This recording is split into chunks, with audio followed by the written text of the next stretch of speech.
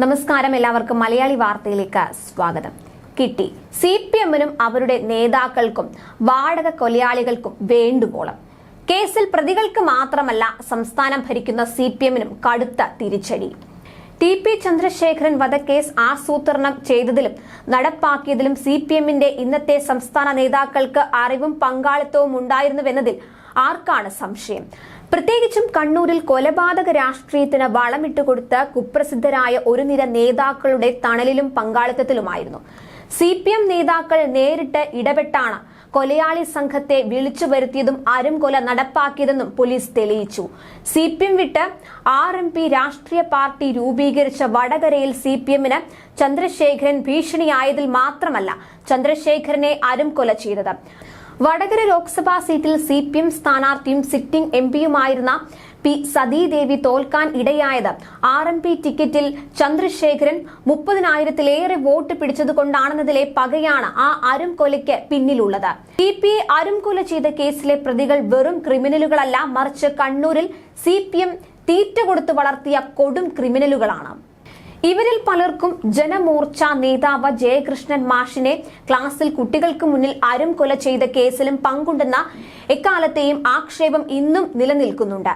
ഇതേ കേസിൽ വിചാരണയ്ക്ക് ശേഷം 2014 MC Anoop, Kirmani Manoj, Kodi Suni, TK Rajeesh, CPM Panoor area secretary അംഗമായിരുന്ന PK കുഞ്ഞനന്ദൻ തുടങ്ങി 11 പ്രതികളെ ജീവപര്യന്തം തടവിനും കണ്ണൂർ സ്വദേശി ലംബു പ്രദീപിനെ 3 വർഷത്തെ തടവിനും ശിക്ഷിച്ചിരുന്നു.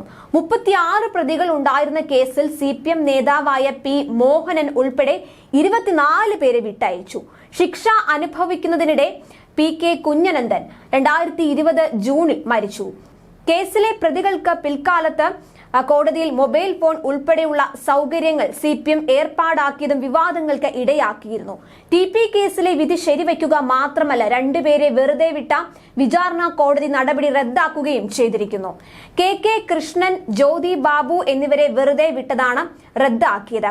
പ്രതികളും സർക്കാരും ടി.പി.യുടെ ഭാര്യ KK രമ MLAയും നൽകിയ അപ്പീലുകളാണ് justice AK Jayasankar Nambiar, justice Kauser Edappagath എന്നിവരുൾപ്പെട്ട ഡിവിഷൻ ബെഞ്ച് പരിഗണിച്ചത്. 12 പ്രതികളാണ് ശിക്ഷാവിധിക്കെതിരെ അപ്പീൽ നൽകിയത്. സിപിഎം നേതാവ് P മോഹനൻ ഉൾപ്പെടെയുള്ളവരെ വിട്ടയച്ചതിന് എതിരെയായിരുന്നു KK രമയുടെ അപ്പീൽ. P മോഹനനെ വെറുതെ വിട്ടത് കോടതി ശരിവെച്ചത്. 2012 മെയ് 4 രാത്രി 10 മണിയോടെയാണ് RMP സ്ഥാപക നേതാവായ ടി.പി. ചന്ദ്രശേഖരനെ വടകരയ്ക്കടുത്ത് വള്ളിക്കാട് അക്രമി സംഘം ബോംബെറിഞ്ഞു വീഴ്ത്തിയ ശേഷം വെട്ടിക്കൊലപ്പെടുത്തിയത്. 60ഓളം വെട്ടുകൾ മാത്രമല്ല, തലച്ചോർ ചിതറിക്കും വരെ ആരും ക്രൂരത ചെയ്യുകയും കൈകാലുകൾ അറ്റുപോകും വരെ വെട്ടിക്കീറുകയും ചെയ്ത കൊടും ചെയ്തി സിപിഎം കേരളത്തോട് കാണിച്ച മഹാ അപരാധമായിരുന്നു. കൊലപാതകത്തിന് ശേഷം പ്രതികളെ മുടക്കോഴി മലയിൽ കുടിലുകെട്ടി ഒളിവിൽ പാർപ്പിച്ച് സംരക്ഷിച്ചതും സിപിഎം നേതൃത്വം തന്നെയാണ്. 36 പ്രതികൾ ഉണ്ടായിരുന്ന കേസിൽ സിപിഎം നേതാവായ P മോഹനൻ ഉൾപ്പെടെ 24 പേരെ വിട്ടയച്ചിരുന്നു. പ്രതികൾ ചെയ്ത കുറ്റകൃത്യത്തിന്റെ സ്വഭാവം കണക്കിലെടുത്ത് പരമാവധി ശിക്ഷ നൽകണമെന്നായിരുന്നു സർക്കാർ ആവശ്യം. FIR-ൽ കൃത്യമായി എത്ര പ്രതികൾ ഉണ്ടെന്ന് പറയുന്നില്ലെന്നും പലരെയും കേസിൽ പ്രതി ചേർത്തതിന് പിന്നിൽ ഗൂഢാലോചനയുണ്ടെന്ന പ്രതികളുടെ വാദം ഹൈക്കോടതി മുഖവിലക്കെടുത്തില്ല. ന്യൂസ് ഡെസ്ക് മലയാളി വാർത്ത.